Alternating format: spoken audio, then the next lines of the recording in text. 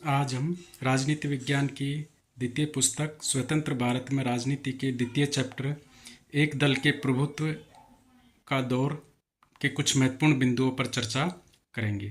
पहला बिंदु है कांग्रेस पार्टी का प्रभुत्व। आपको पता होगा कि भारत में आज़ादी के बाद लगभग 25 साल तक एक ही पार्टी का शासन रहा और उस पार्टी का नाम है कांग्रेस पार्टी। उसके प्रभुत्व का कारण क्या था कि स्वतंत्रता के बाद भारत में कांग्रेस पार्टी का प्रभुत्व रहा 1952, 57 और 62 के आम चुनावों में। कांग्रेस ने भारी बहुमत से जीत हासिल की।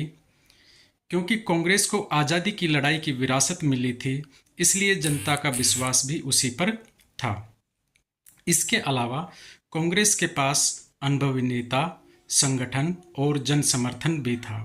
इसलिए इस दौर को भारतीय राजनीति में एक दलीय प्रभुत्व का दौर कहते हैं।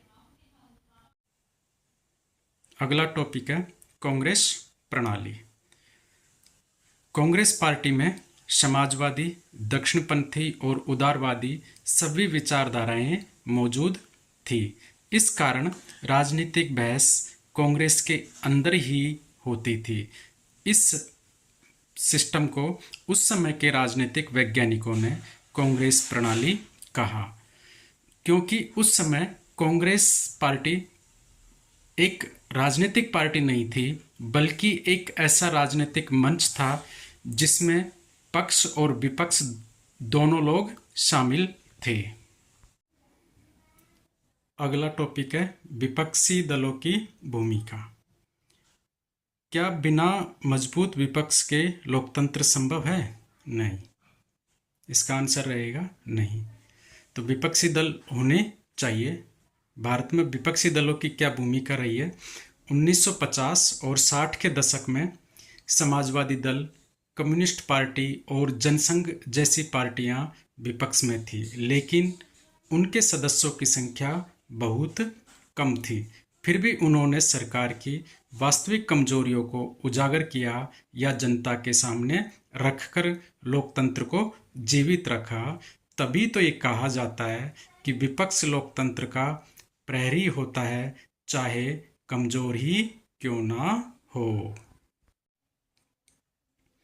अगला टॉपिक है एक दलीय प्रभुत्व के फायदे और नुकसान। इससे संबंधित प्रश्न यह भी आ सकता है कि एक पार्टी की सरकार वरदान होती है या खतरा।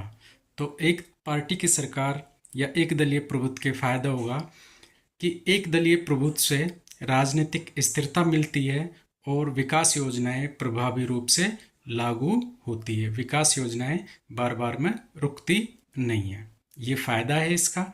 और नुकसान होता है एक दलीय प्रभुत्व में सत्ता का केंद्रीकरण हो जाता है और उसके कारण विपक्ष कमजोर रहता है, जो कि लोकतंत्र के लिए खतरनाक माना जाता है।